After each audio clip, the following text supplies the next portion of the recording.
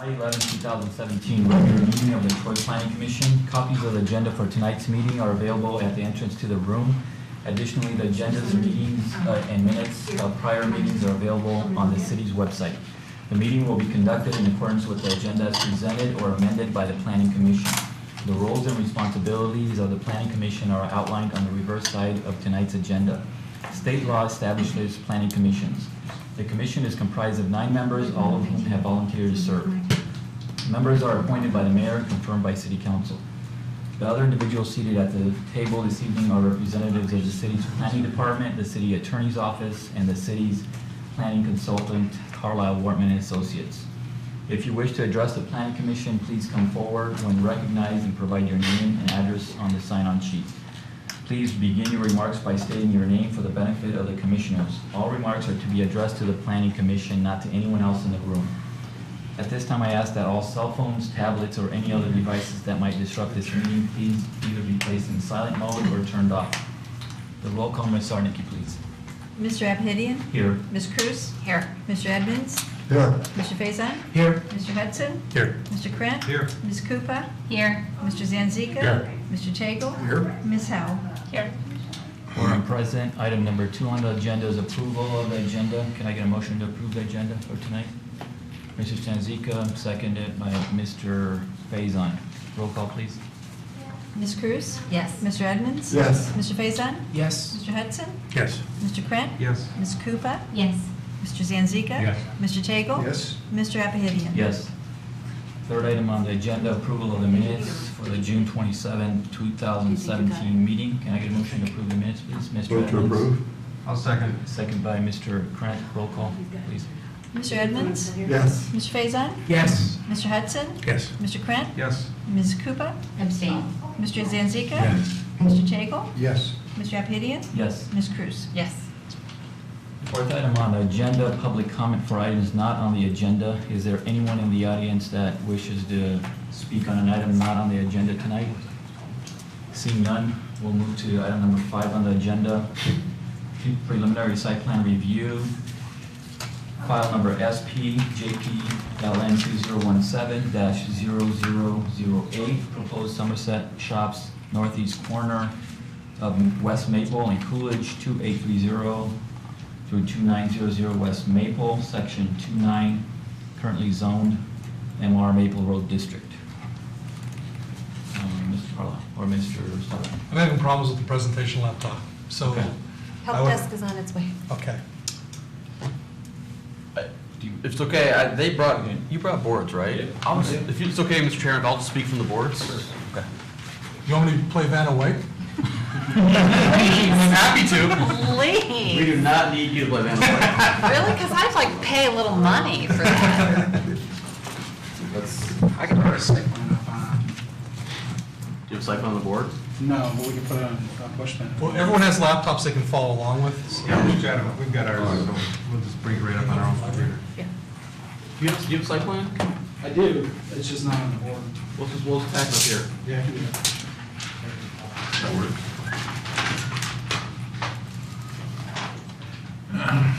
Landscaping or regular site? No, let's do landscaping, probably easier to read from a distance.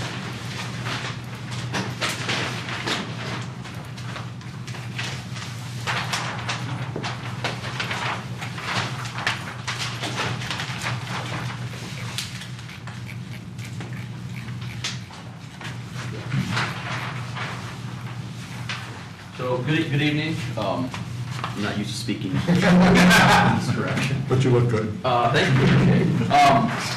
The applicant tonight has submitted a redevelopment for the proposed, what I have deemed as the Whole Foods site, or the soon-to-be former Whole Foods site. It's on the corner of Maple and Coolidge. The Plan Commission members, across the street right here was the approved of the senior living facility on Axtel, so it's basically any corner of that site. The applicant is making a very significant investment in redevelopment of this site. The primary improvements to the site include the demolition. There's an existing office building here at the corner here, adjacent to Coolidge. They're going to demolish that building and extend the Whole Foods building to extend all the way into Coolidge. The other significant improvements is they're putting 2 retail outlot buildings in the parking lot. One is going to be located at the hard corner of Coolidge and Maple. The other one's going to be located at the eastern corner of Maple and the adjacent property. In addition to these two new buildings, they're making a significant investment in reskinning and redoing the architecture along the retail building of the Whole Foods. The other significant improvement they're doing to the site is they are actually removing a curb cut on Maple. There's currently one located approximately in this location as well as one in this location. They're eliminating these two and consolidating them into one curb cut. That was a significant improvement based on the engineering reviews, and so the engineering department is very happy that they're making that improvement because there was concern about the location of this existing curb cut. In addition, they're relocating a curb cut on Coolidge, and then now that they've got two, and they're keeping the two here. One is behind the building. This is for access for trucks to load to the back of the Whole Foods building, and then one as a patron exit and egress onto Coolidge itself. So in total, there's about approximately 74,000 square feet of commercial square footage. Uses proposed are retail, commercial retail, service, fast casual restaurant, and standard restaurant uses. We do note that they are seeking a parking waiver reduction. By ordinance, they're required to have 400 parking spaces. The applicant is proposing 363 parking spaces, so a reduction of approximately 37 parking spaces. That waiver was reviewed by the engineering department as well as the traffic consultant OHM on behalf of the engineering department. In their review, they did note a discrepancy between the parking study and the site plan. The parking study noted that the standard parking, the standard number of seats for the standard restaurant was 190. The site plan shows a standard restaurant number of seats at 220. There's a difference of 30 seats, which constitutes approximately 15 parking spaces. So the recommendation of the traffic consultant was if they're going to keep the 190 spaces as shown in the 190 seats in the restaurant as shown in the traffic study, they support the waiver. However, if they're going to have the 220 standard parking spaces, 220 seats in the restaurant, the parking does not work and they need to readjust those numbers. So I'm going to look for clarification from the applicant about how many seats they're actually doing with the restaurant itself. In addition, OHM did review the actual circulation of the parking lot, and they've made some requests to change some of the circulation patterns along this or address some concerns, which those comments have been sent to the applicant. In regards to the architecture, as I know, they are making some significant improvements to the building. In my review of the architecture, I had two comments that I wanted to address. On the Whole Foods building, I don't see it on here, maybe it got changed. They were showing a tower with an ephes, more an ephes for front to it. I had asked to change that material to another material rather than ephes because that was a very prominent feature of that. Secondly, on the outlet building in this corner, I don't know if they have an elevation for it. This wall showed no transparency. It was just basically a blank wall, and it will be visible coming down Maple Road, so I'd ask for some additional detail along this elevation for this outlet building. We did have a laundry list of very small items in our report. I think there were 12 or so. Again, these were, in our opinion, very, very, very minor. However, we did not feel comfortable recommending approval based on the number of conditions that were outstanding. So with that, that concludes my report, and I'm open for any questions. Thank you, Mr. Carla. Any questions for Ms. Carla from the commissioners? No, if no questions at this time, then the applicant is here. You can, if you have anything you'd like to present or comment on the items that were. Yes, of course. First, thank you very much for having us tonight. My name is Jordan Jonah. I'm with my family's company, AF Jonah Development, and I have the privilege of presenting this great project here. First, when I walked in the room, I gotta tell you, I was looking at this map, and it went back to '72. This center was actually built, the office building was built in '63, I believe, and the center in '68. So this has been a long time coming for this corner. And in my view, it's definitely a great improvement here. First, I wanted to start off with just the landscaping, what we're doing here. We're redoing the whole parking lot, putting in new underground water tanks to hold all the water storage, the stormwater storage, adding in sidewalks and making this whole parking lot more functional. We are cutting down the curb cuts to one curb cut and putting a whole new design in the building. There's actually 3 new buildings, how we're looking at it. We're not touching, these will not be connected. So there's a building that butts up against here and 2 outlet buildings.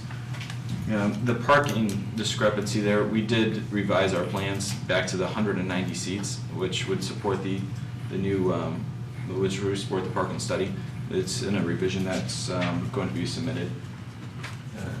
The site overall is about 74,000 square feet. We're putting a whole new face on it. It's a design that took a lot of time and effort to come up with. We wanted something very unique for the site. We feel it's a very prominent site. It's going to be one of our showpiece, which we call in our office generational properties. Hopefully generational properties where it passes down family to family member to family member. So we are definitely here to stay. We've done a few other projects in Troy and love working with Ben and Brent. And there's a lot of detail in this building. We addressing all the comments and concerns that Ben has brought forward, where submittal is ready to go into.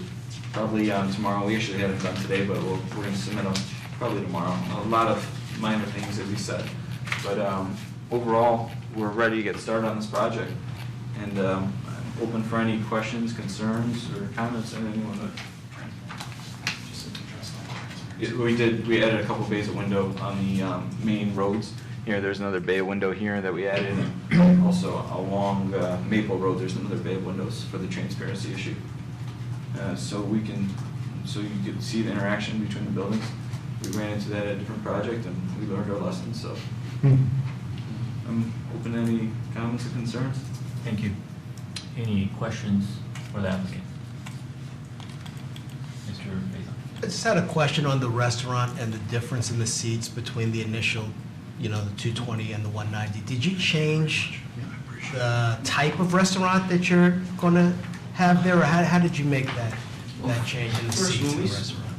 When we first have a project, we don't actually go out and lease the project. We don't know if it's going to be approved. We really don't know. So until we get our initial approvals, then we'll start marketing it. So it's our best guesstimate on what we're going to have, and it's a scope of guidelines of how much restaurant we would be able to lease and so forth from there.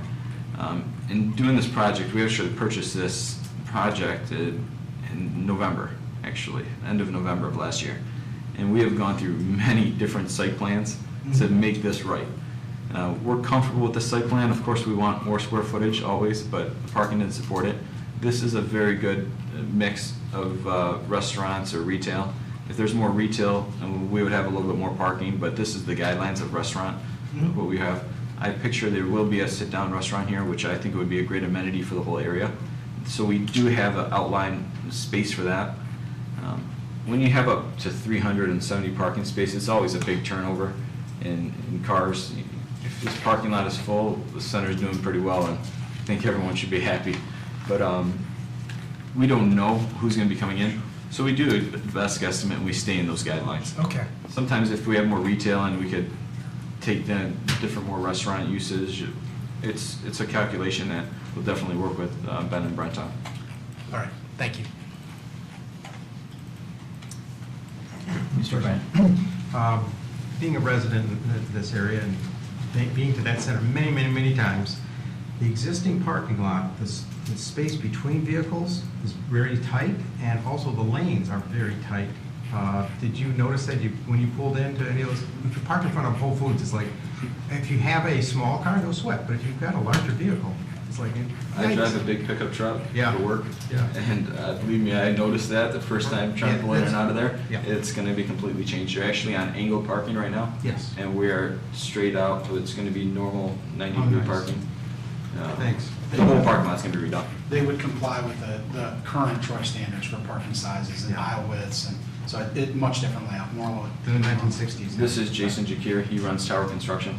He could probably answer any construction question in Michigan right now, so. I don't know about that, but thanks. Thank you. Any other question? Mr. Sanzika? Well, I do. I also live in the area, and I'm excited to see this redeveloped. It's one of our gateways to our community, and I think I think the office building was very dated, the architecture is very dated, and like I said, very excited to see that. One question I had, and it's not really related to the site plan, but Will any of the existing tenants remain on the site, or? Yes, all of them are slated to stay right now until the leases are run out and. Like Great Leaves and? Yep, they're staying right now. They are staying.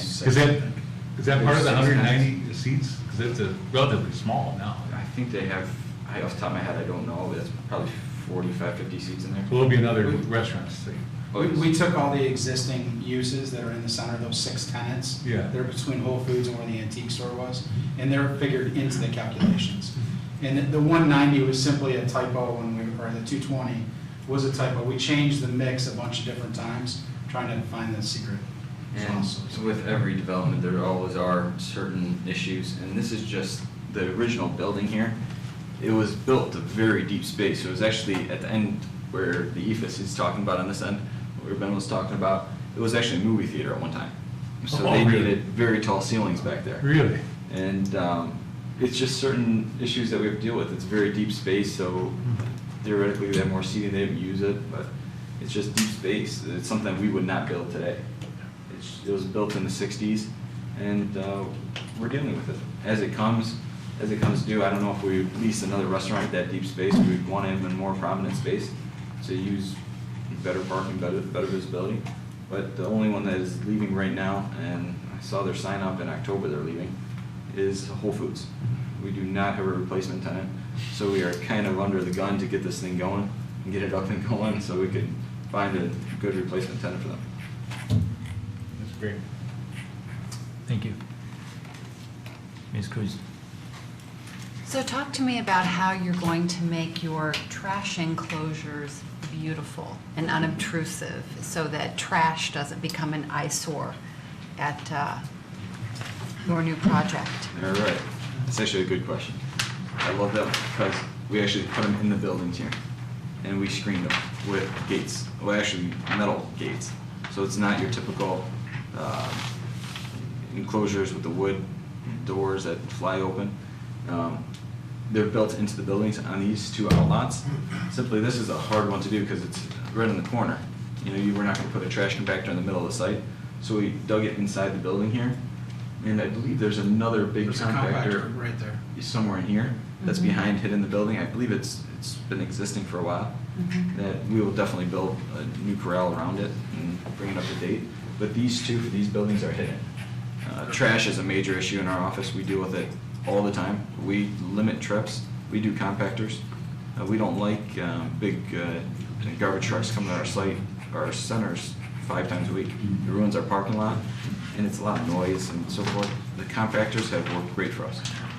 It's definitely the best solution to any project.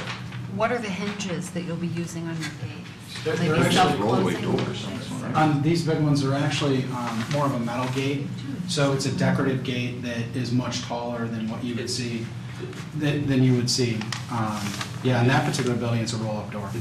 So it's enclosed and then accessed from the inside. And like this building here, you've got a corridor down, you access it here, and it becomes more of a decorative feature to the building. And the gates are not wood slat, it's part of the architecture for the building. And there's actually 2 compactors. There's one here and there's one over here too. Sure. Mr. Chairman, I want to clarify, the elevation you showed actually looked like a metal roll-down door, is that Yeah, correct? on that particular building it is. I That's think on D. the other one, they're metal gates, they're Okay. decorative gates. So I just want to be clarified to the commission, the corner building, the D corner building is going to be a roll-down metal gate Yeah. or door. It'll blend into the building, so hopefully people will know it's actually Garbage. a garbage corral. Yeah, so what they do is they'll open that door and then they roll the dumpsters out, the truck picks them up and they roll them back in. So Guaranteed to close the doors afterwards? that's part of the operations for the tenants that are in these buildings. And then, Jordan's office has someone on site every day. That's the one thing that we've learned, and some developers are not aware of that. Yes. That there are actually spring-loaded, self-closing doors. We would certainly encourage you to consider that. Yep. It's important to make sure that stuff is not only closed but maintained. The trucks tend to hit this stuff I on it. have one more question about is the EFS tower still here? Can we show the, It's actually back, right through here. The existing building is actually that tall right now. It's set back, so you don't see it much. It's about 30 feet, I think. And it's in the back of the site, the Is it corner. still EFS? It is right now. We have to look at that. It's the old movie theater section. Yeah, but still not our favorite material, at least not mine. We don't typically use a lot of EFS. I mean, most of AF Jonah's buildings are all limestone, brick, metal panel. It's all long-term materials. I'd rather see metal panel than EFS. Yes, Ms. Tagle, Mr. Tagle, sorry, I'll just look at the drawing here. First, a question for Ben or Brent. I noticed behind the Building B, which is the new building at the west end of the property, the loading zone is in the same location as 6 parking spaces. Now, when we count the parking spaces, are we counting those spaces as usable? Or how are we controlling the fact that either they're going to be available for people to park there, or they're not because there's going to be a truck unloading? We do count them as usable parking spaces towards the total parking count. Typically with loading spaces, though, how the applicant coordinates it so the loading occurs during hours when these won't be used. It is fairly unusual to see loading spaces within parking spaces. Typically, they're in the drive aisle. And that's something that was actually raised by engineering, to have those relocated more into the drive aisle than we would in the actual parking space, but that was something that was noted in the engineering review. Well, even moving them to the drive aisle, I mean, and again, it appears that along the north property line, next to the 2 parallel parking spaces, just north of where we're talking, is there an opportunity there, or is that considered drive-by? In my experience, that loading spaces as well as parking spaces can't interfere with the drive aisles. Loading spaces, we do allow temporary loading spaces or temporary loading areas within drive aisles. And how do we control that they're not coming in at 8 o'clock or 9 o'clock in the morning or 10 o'clock, whenever is there something? Typically, the city doesn't get into that much prescriptive, if it becomes an issue and we are aware of it, we will address it with the owner or occupant of the site. But it's difficult for us to actually to regulate loading hours unless we want to actually require them to put in a dedicated loading space. And So our ordinance does not require a dedicated loading space in and of it by itself. No, Planning Commission has the right to waive that requirement if they can find alternative options for loading. And most of the site plans we reviewed have a loading, not a dedicated loading space, but a loading space within a drive aisle, within a parking lot, adjacent to a building. We have very, very few commercial buildings that we have approved lately that have a separate inset loading space within the building. What does the ordinance require? Ordinance requires a loading space at 50 feet by 100 feet in length. In and of itself? 10 feet by 50 feet in length. Not encroaching on parking or not encroaching on drive aisle. So it's up to the planning commission if we want to allow that. Correct. Okay. Is that in one of the, is that identified? Yeah. No, not in the ordinance, but on the items that we're going to provide approval on, is that noted in the list? It's in my report. It wasn't called out as one of I the. don't know if it's called out as a specific recommendation, but I did note that the planning commission can waive the loading requirements in the table. Okay. This is kind of like giving away the secrets of the pre-app meeting. One of the comments we almost have every meeting is, how much loading space do you really need? You require 50, what's the dimension? 10 by 50? 10 by 50. Do you need that? Typically, for a building like this, the applicant will say, no, we're going to have like UPS truck deliveries. What they're going to do is they're going to pull up. They're probably going to stay in the driveway because they're going to grab the packet. They're going to run in, drop it off, come back, and be gone in a minute and a half. And that's what most people tell us. So we tend to have that dialogue and get to where we are. If you go back and look at recently approved site plans dating back to that last couple of years, you'll notice that we do not have very many loading and unloading zones because of people like Jordan who tell us, no, the way we do it is like this. And there's a level of trust, but there's also performance. If it becomes a trend where there's problems, then we have to address it. Well, I think in this case, in addition to trusting them, they're asking for a reduction in parking. So I mean, here we're not only asking for a reduction in parking, we're also asking for another 6 cars that potentially the spaces could not be utilized. So, I have a question for you now. This building B, I notice you show an entrance and I assume a public entrance, on the west end, and you show parking on the north side of the building. Is that employee parking? Is that going to be patron parking? And where, folks that are going to be patronizing that particular retail, where are they going to park? So you've asked probably two of the toughest management questions, and it's an ongoing battle for us. Anyone that's making delivery, usually, it's very hard to police. Usually it's different people, and it's a constant battle to get them to load in certain spots. Most of them pull up, get out, unload their stuff real quick, and leave. It's a very difficult battle for even to get them to park in a loading zone. We police it all day long. We do our best to do it, and it's an ongoing battle. It truly is. And we have certain tenants that just won't listen where we actually fine them. And we have rights in the lease that we exercise as best as we possible. And it's an ongoing battle. There's new people that come and go. We found out that this works the best. Please park here. And if they don't, we try our best to get them there, and we deal with it. It's an ongoing issue. It's usually quick in and out, and most of the businesses that want their inventory, it's not at peak hours. It's at certain hours of the day, real early in the morning when they're getting their produce for the day or getting their inventory, or real later at night. The main hours of business, they don't want to accept deliveries anyways. It's part of their whole business model. Employee parking, that's one of my father's pet peeves, that we actually go out and we have people watching where they park. We want them to park furthest away from the entries of the doors. We have a Starbucks site, our office is right above a Starbucks, and a manager parked in the first parking space. And my dad's window is right upstairs. And sure enough, he went down and said, "You're moving your car to the back of the building." We designate parking zones. We would typically say for these buildings, or to utilize some of this parking over here, and also the back of the centers.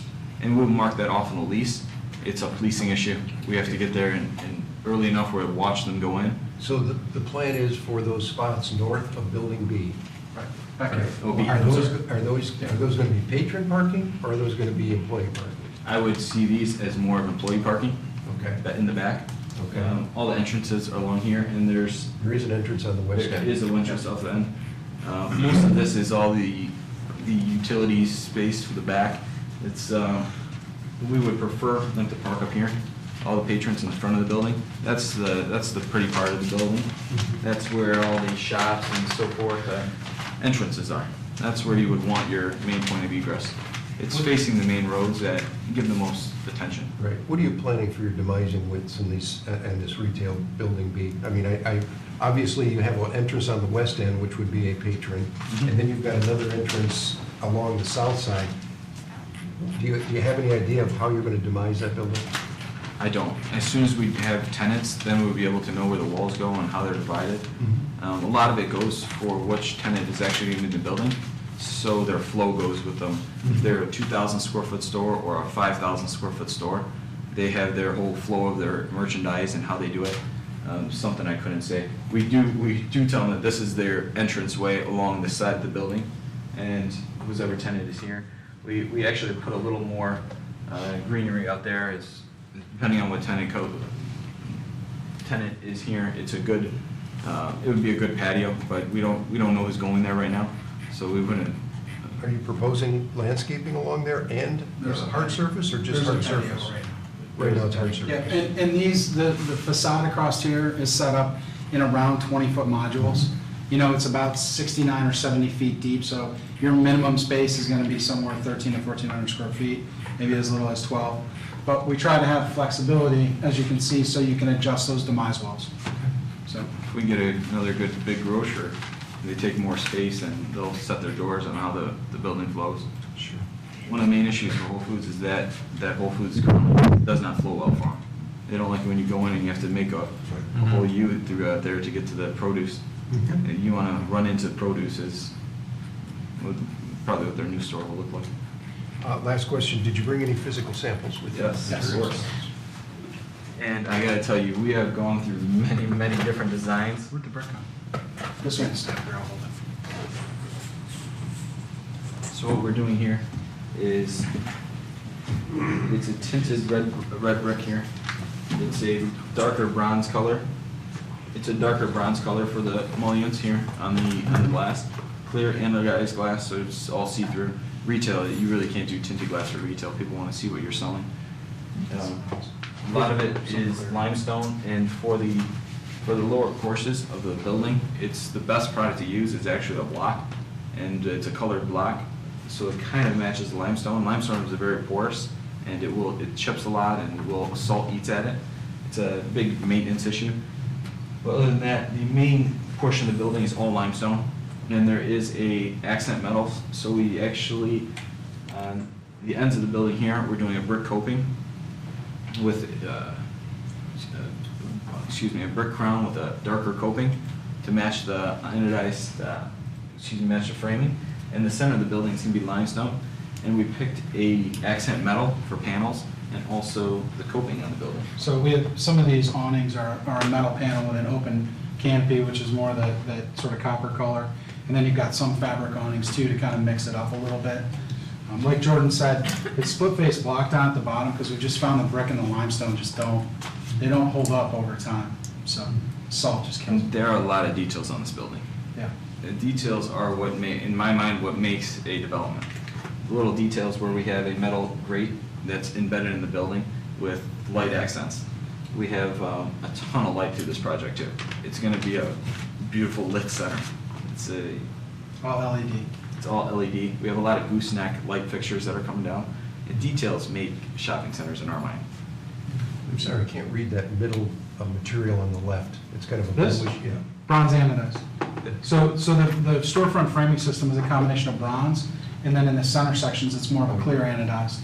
You know, so Clear, yeah, you've not got white. clear. You've got clear in this center section, and then you've got on the end caps bronze over here, and then bronze on the outbuildings to try and mix it up a little bit. You know, the idea is to not make it monolithic all back. This is a long building where we had to break up the architecture. Yeah. Okay, we didn't want one the same. We are very happy with these elevations here. I think it's a nice identity at this corner. You just got to get it leased up. Thank you. Thank you. Any other questions? Any other questions, Mr. Sanzika? Did you have a question? No. I have a question. Out of the 13 items that are summarized here, how many did you say are actually taken care of, resolved already, and on the plans or not on the plans? Can you kind of summarize that for us? I think the biggest one is the transparency issue, where it was a couple bays of window that we had to add, which is probably, and Ben, you could stop me whenever you butt in whenever you feel, is one of the larger issues. There was some more details where the blocks here, we raised another course of block for accent and put a little more accent on the buildings. On the back of the building, they put on blocks on the back of the building, detailed blocks. If you look real close on these pictures, kind of breaks up the building, ins and outs of the building. The EFIS one is up here. That's a big change for us. I personally, I'm indifferent to EFIS. I think if EFIS is used in the right way, it can accent the building. It's very hard to put stone to make it look like that high up with that support. You can do a limestone finish on the EFIS, you know, which makes it look more like the stone, which is what we would do here. And that stepped area where it's raised up for the movie theater is 20 or 30 feet back. So you really have to be a long way away in order to notice it. And then by the time you're so far away with a limestone finish on the EFIS, I'm not sure that you could tell whether it's limestone or limestone EFIS. One thing that we would never do is put EFIS on the storefronts. It's because those are the signs that go on there. And the signs, whenever they change or water runs from them, that's what gets stained the most. So here, this is all limestone. It's actually a smooth face limestone. We used it on a couple different projects. We actually used it in Big Beaver Center with AT&T and Piata. Part of it has that smooth, it's a natural stone. This is where we would never use it, when it's up higher and no one can see it and there's not signs going in and out of the building. It's it fits in well. And I think to answer your question, 13 items that are on this list, other than the EFIS, I think our revised plans that we're ready to submit address all of those items. So, We're very anxious to get started on this project, simply because Whole Foods is leaving. Would you have to do a structural retrofit on that area if you would remove that ephes up on the tower area from what it is existing today? Probably, if you had to put some kind of heavy material up there, you might have to. Because I think what's on there is some kind of metal siding. I don't know. Like I said, it's hard to see, I haven't been on the. If it was to change, it would probably change to a metal panel. I just don't like to introduce so many different designs and materials. You're gonna get a reflection off of there, the metal panels. I feel that the ephes is probably the best solution for up there. Could be changed. Yeah, you can kind of see it. You could do the most design with it. You know, there is design elements in that ephes that could be done. It's pretty pushed far back enough where you can almost have a patio. There's no patio, but you could almost have a patio. It's pushed so far back. We didn't feel it was a huge concern, but definitely something we could look at if it's consistent. Mr. Daigle? Yeah, one of the things about the ephes, I understand what you're saying about it being the most cost-effective material to put up there and then it's far back, but I think one of the things that makes ephes unattractive to most people is the way the joint patterns are presented. So often the joint patterns are just left up to wherever you need a joint, put a joint pattern. If you were to create some joint patterns in there that would more replicate maybe a material, you know, maybe you don't want to go to the expense of a metal panel, but metal panels have joints. And same as cement fiber panels have joints. If you want to, I think if you want to present a joining pattern, you know, if this is going to be administrative, if we approve this tonight, is this going to be administratively reviewed and final approval for you guys? That's the purview of the planning commission. Well, I would like to see that, whether it comes in front of us or comes to these guys. I think you need to consider what can you do with that ephes up there so that it doesn't look like a big block of ephes. That's really easy to do, guys. I mean, you can do it both in a hardy, you know, that hardy panel where it's more of a horizontal, like 3x5, or you could do it more vertically, like it was a metal panel. And that doesn't add anything, and the limestone finish is definitely a must. Anytime we're using ephes. Honestly, I think the hardy panel or the cementitious panel the would be a horizontal. better maintenance-free item long-term than the ephes would. Because the ephes is going to collect dirt as it rains and it sheets down dirt on it, whereas, you know, the panel is not. But that's your decision. It's just that, you know, That is actually a good point about the joints on it. The joints, and what we tried to do with the back portion, we do have ins and outs there, so we'd be able to hide those joints pretty easily. It'll be in the corners. It's not just a flat panel of ephes. I'd never put it. Well, I think the joints can accentuate and make it a more attractive element out there as opposed to just a. Oh, for sure. Okay.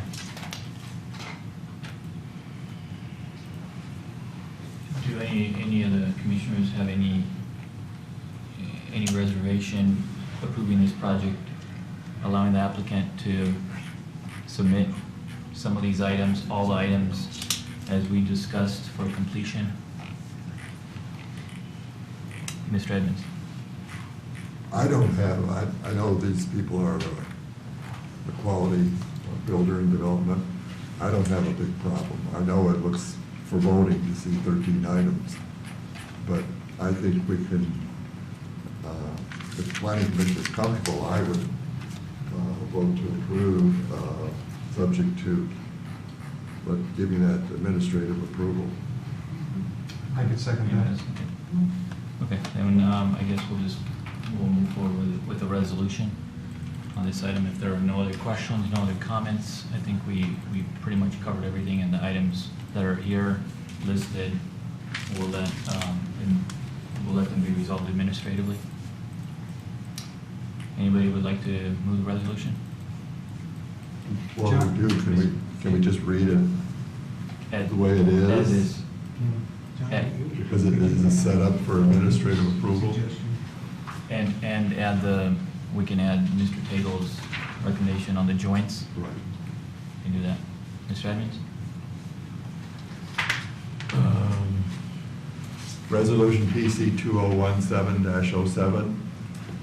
Resolve, the Planning Commission hereby approves a reduction in the total number of required parking spaces for the proposed Somerset shops to 363, when a total of 400 spaces are required on the site based on the off-street parking space requirements for restaurants. This 37 space reduction meets the standards of section 13.06.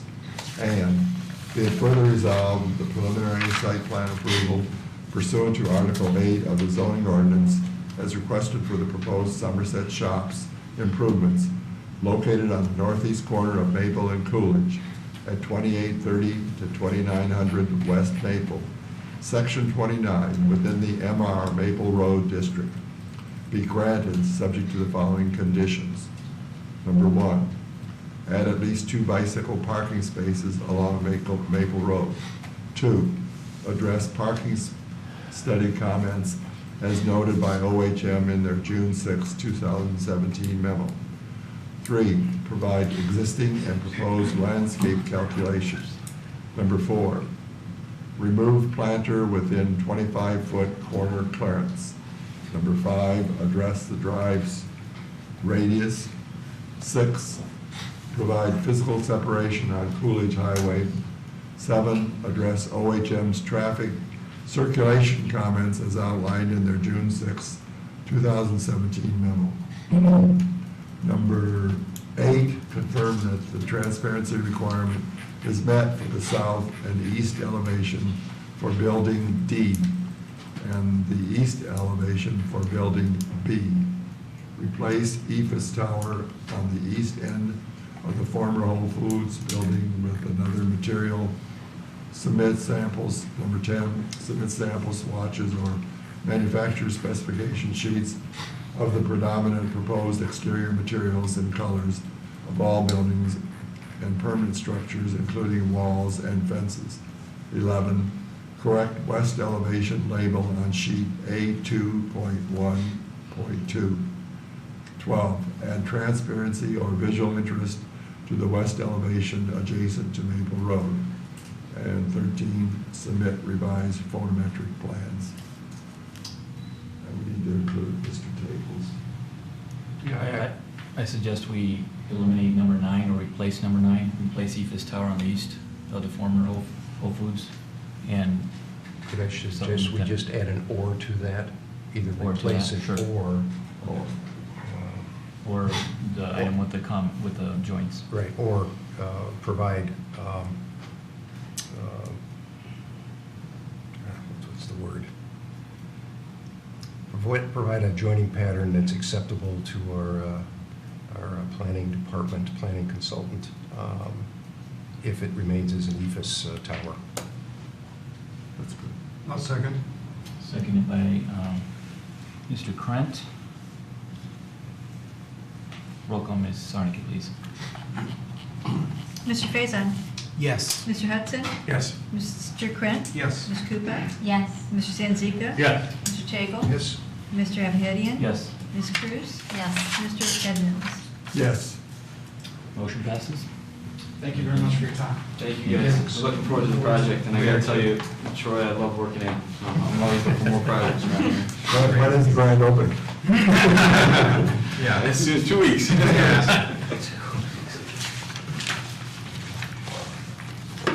Ben, do you want these sample boards, or do you want me to just take photos of them and send them to you? You just take photos of them. Or? Okay. Thank you guys. Item number 6 on the agenda, site condominium development review. Preliminary site plan review, file number SCJPLN 2017-0019. Proposed estates of Brook Hollow, number 2, 5 units / lots east of Rochester, north of Wattles, part of 1409 East Wattles, section 14, currently zoned R1C, one family residential district. Thank you. Mr. Parla. Thank you.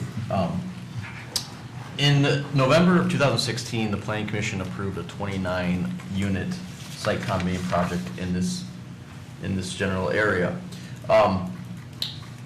It included parcels up in this location, but it also included development of this lot here, an extension of Cobblestone. It's so fresh, the aerial photography has not been updated to reflect what's going on. As part of that application that was approved in 2016, Cobblestone was stubbed adjacent to this property line. Applicant is coming in to seek an extension of extending Cobblestone to a new private road that will develop 5 new additional lots. These lots all meet the R1C district requirements, and it's really just an extension of the approved development. Phase 2, I would call it, of the approved development in end of 2016. The applicant has identified 170 trees on site. 38 of those are regulated, including 3 landmark trees.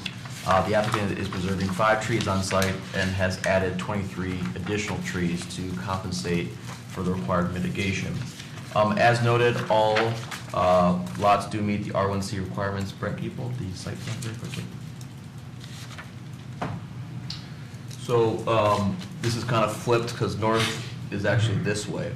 But this is the extension of Cobblestone Road. Again, lot 29 and 27 were the stubbed as part of the November 16th approval.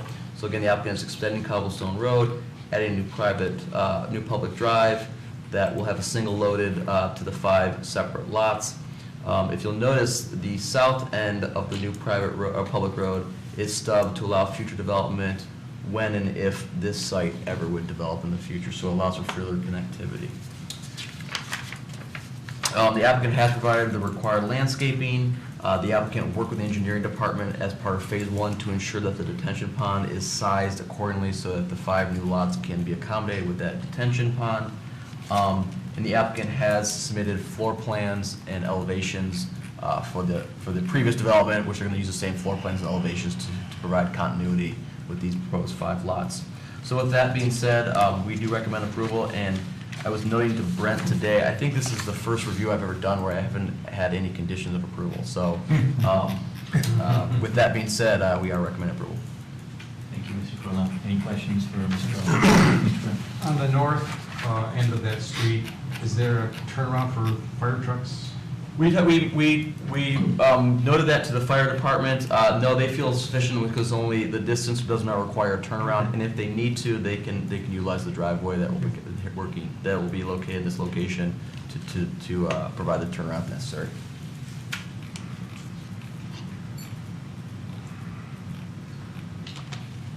Ms. Cookie. You said that of the 170 trees, 38 are regulated, of which 3 are landmark. Are the 5 trees that they're preserving include the 3 landmark trees? I don't know. I'll have to look at the plan. Applicant's here. He might be able to address that. I don't remember off the top of my head.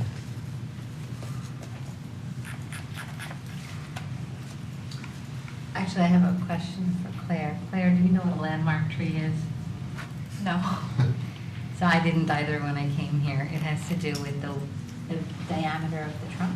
I'm going to make note that Claire had a wrong answer. Oh, no. I was telling her that she's starting where I started when I started here. So I did not mean to embarrass you, but it's not a commonly understood term. So there. You'll know in a few minutes why I'm saying that. Okay. So when the woodland ordinance was passed by the Planning Commission, we defined 2 types of protected trees. There's woodland trees, which are groupings of trees, a quarter acre or larger, that the minimum size or the average size of those trees are 6 inches or above. And 6 inches is at breast height, diameter at breast height, so 6 inches at basically 4 feet off the ground. The second type of protected tree is called a landmark tree. And a landmark tree are those large generational trees that we see out there, and those have to be a certain size and a certain species. So for example, oaks, maples, etc., those are considered landmark trees. And those are larger trees that have a much larger, typically 18 inches or so at 4 feet at height. So that's what a landmark tree is, and that's what a woodland tree is. And those fall into the category of the protected trees. Thank you. While I've been on Planning Commission, this is one of my favorite things that we did. So I want to just, that we put in an ordinance, passed an ordinance that allows protection of certain trees in certain circumstances. So. Should you explain the difference between a regular tree and a landmark tree in terms of replacement?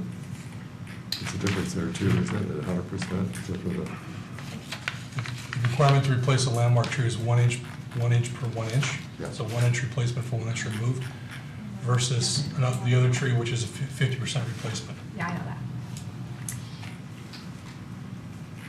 Mr. Carlisle, for that lot to the south, if and when that gets developed, is there a requirement to actually provide access to Waddles, or will that be a cul-de-sac? I don't believe we contemplated that yet. Okay. I don't know. Part of it, the reason I don't know is because I don't know the distance of where the next The one that's access point existing? is existing on further to the west. And so I believe that the applicant had indicated that if that house site were to be developed, they could put 2 to 3 lots potentially in that location.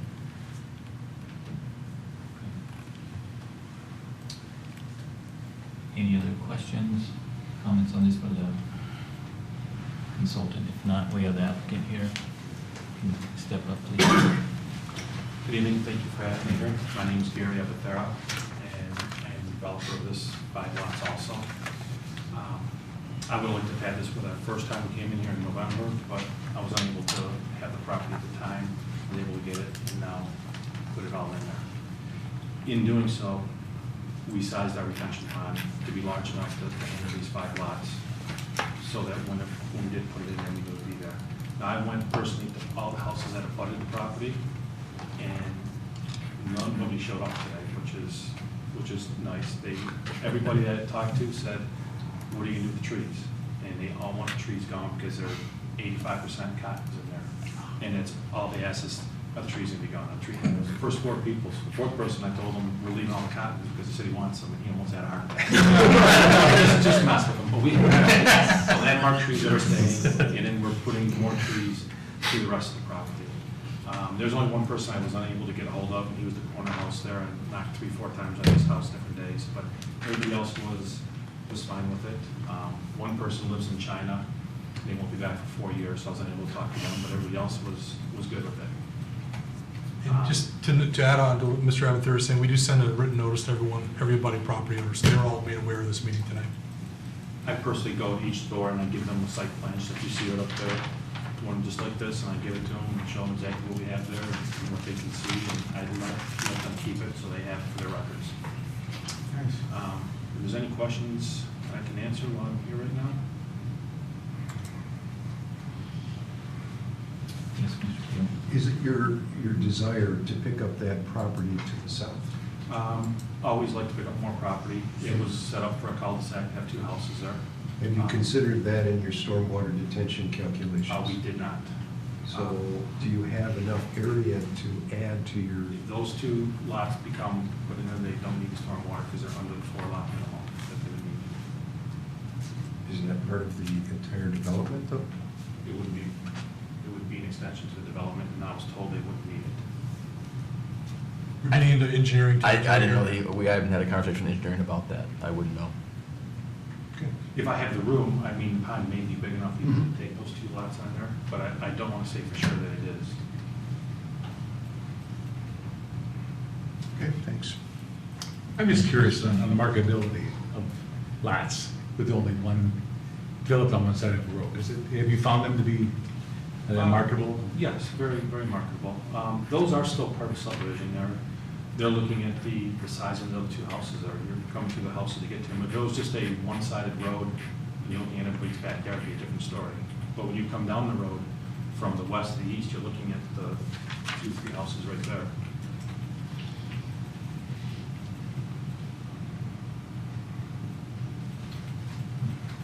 Any other question for the applicant, or comments, or are we ready for the resolution? I think we can move forward with the resolution. If there are no other questions? Yes, Mr. Krent would like to move the Okay, resolution. resolution. Preliminary site plan review, file number SCJPLN 2017-0019, proposed estates of Brook Hollow 2, 5 lots, 5 units / lots, east of Rochester, north of Waddles, part of 1409 East Waddles, section 14, currently zoned R-1C, 1 family residential district. Resolution. Resolved that preliminary site condominium approval pursuant to Article 8 and Section 10.02 of the zoning ordinance as requested for estates of Brook Hollow 2, 5 units / lots, east of Rochester Road, north of Waddles, part of 14 1409 East Waddle, Section 14, currently zoned R-1C, one family residential district be granted. Period. Moved by Mr. Kren, second by Mr. Faison. Roll call, Ms. Zarnicki, please. Mr. Hudson? Yes. Mr. Krant? Yes. Ms. Koopa? Yes. Mr. Zanzika? Yes. Mr. Tagle? Yes. Mr. Afghanian? Yes. Ms. Cruz? Yes. Mr. Edmonds? Yes. Mr. Faison? Yes. Motion passes. Thank you very much for your time. Item number 7 on the agenda, public comment for items on the current agenda. Anyone of the audience would like to make a comment on the current agenda? Seeing none, we'll move to planning commission comments. We'll start with Mr. Faison tonight. No comments from me. Mr. Tagle. Well, I was wondering if I was actually going to say anything, and I just feel that, I appreciate that we've had this developer in front of us. He has told us that the kind of product that he develops sells rather quickly, but it's so unimaginative. It's the same old stuff. Vinyl siding on the sides and on the back, and it's just, I'd really like to see a developer someday step up and try something a little bit different, a little bit out of the box. Thank you. Ms. Cooper. Just a small advertisement. It's August 6th, the Troy Traffic Jam, and the whole month of August, the Troy Historical Society will be having a quilt exhibit along with a performing play called Threads that talks or speaks to the diversity in our community, and it's a very interesting play that weaves the common threads that we have as the most diverse city in Michigan, showcasing that. So please go to the Troy Historical website and check out these two big events.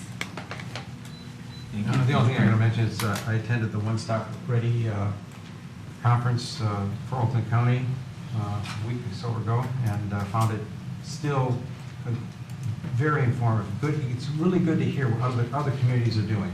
I had a little bit of feedback I gave to Brent, and he circulated it, so you already have my comments, no sense repeating them here, but I thought if you have the time, I think it's well worth the few hours to attend these One Stop Ready events. Mr. Sensi. I just wanted to compliment Brent and planning department on the article in the paper about the Big Beaver corridor and all the restaurants. That was very complimentary, really highlighted our community, and I think it goes to show what a good planning can do for our community and development. So, congratulations and a job well done. I think it's definitely a team effort, and the planning commission plays a huge part of that. No comments. Ms. Howe. I was wondering, because you said you went to the One Stop meeting, and I saw that email and I considered it, but I thought it might be like too many adults or too technical, too advanced. So I was just wondering. You'd fit right in. I wondering. You'd shine. You'd I was actually shine wondering if like a future one if I should attend. So there. Yeah, okay. I will, if I were you. Okay, thank you. Ms. Zarnicki. No, thank you. Ms. Cruz. To build upon what Mr. Tagle has mentioned this evening, and then what Mr. Sanzika has mentioned this evening, I do want to thank Ms. Dufresne and Lori Bloom-Grigg for coming to our last Planning Commission meeting and giving us the overview, the city presentation that talked about the Zoning Enabling Act and the ordinances, the master plan, the code of ethics, the duties of officers, all those things. They're very important things. And because we do have some newer members to the Planning Commission, it was a good thing that we reviewed those items. I would very much like to encourage and invite back the city attorney's office to have additional discussions concerning some of the design standards that we continue to discuss at the Planning Commission about what we would like to see from our developers and the way that we can create enforcement or teeth into our requests through ordinance revisions.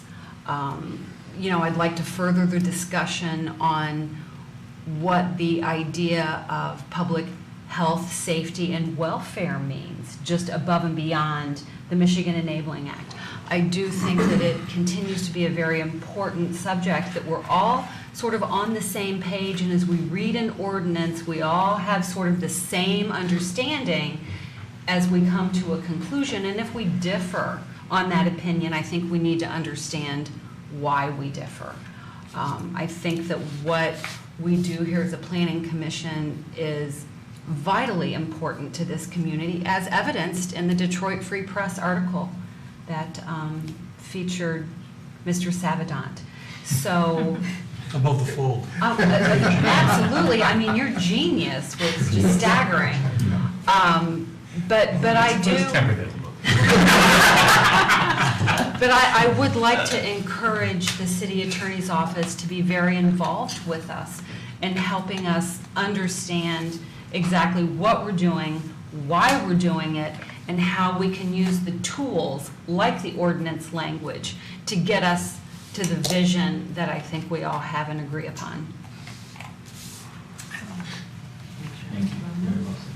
Mr. Evans. We were all, many of us were involved in the Civic Center campus project, and I noticed in the recent Gazette that there are all kinds of public forums for residents to learn more about that. I think, unfortunately, there's people who feel the opposite viewpoint, that the land should not ever be developed. And so I would just encourage you all, the one-stop ready, especially for new planning commission members who've never been to that. That's a wonderful thing, as Tom said.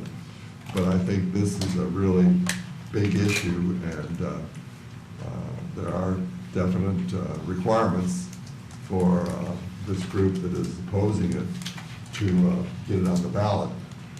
But it then will become an educational program for all the voters. So that was what I had. Thank you. Thank you. Mr. Bree. I have nothing. It was a good meeting. The lawyer didn't have to say anything. No, Mr. Carlon, Mr. I've got a few things. Summit.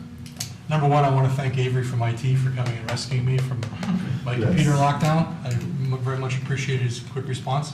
Two, those of you who were watching City Council last night, there were two items that had gone before Planning Commission that went before Council last night that I presented. One was the conditional rezoning application for the 43-unit, formerly known as Haldane Apartments, or excuse me, Haldane Townhomes, now known as Tisbury Townhomes. The conditional rezoning application was approved last night. The other item was a cluster development, the formerly known as Paradise Park, now known as Raintree Village on the Park, 59-unit cluster development, also approved last night. So 2 for 2, which makes for better, when they get approval, it makes for a much better Monday. And last but most importantly, last night, the Youth Achievement Awards were handed out. I'm going to do a little bit of reading here. The Youth Achievement Awards are intended to honor and recognize those youth that live in the city who made a significant impact on the Troy community through volunteer work or other special deeds and actions, and who demonstrate exceptional leadership and career and academic purpose.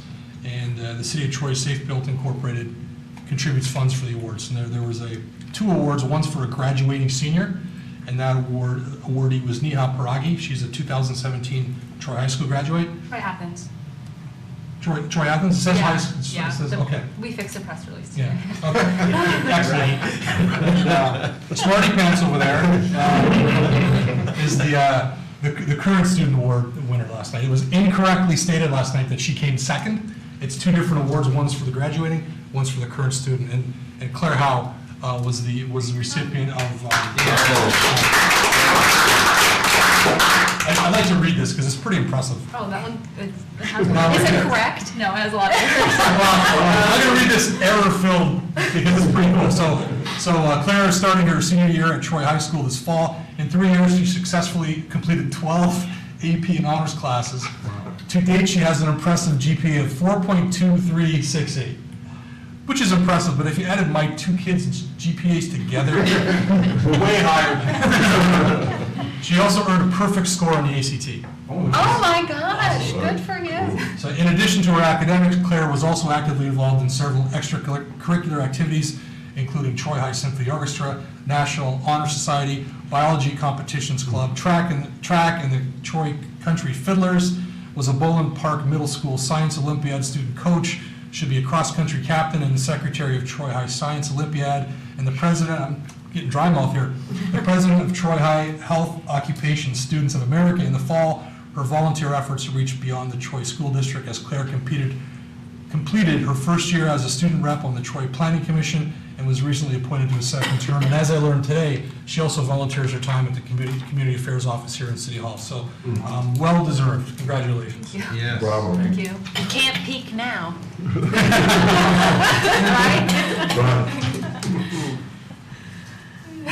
Thank you.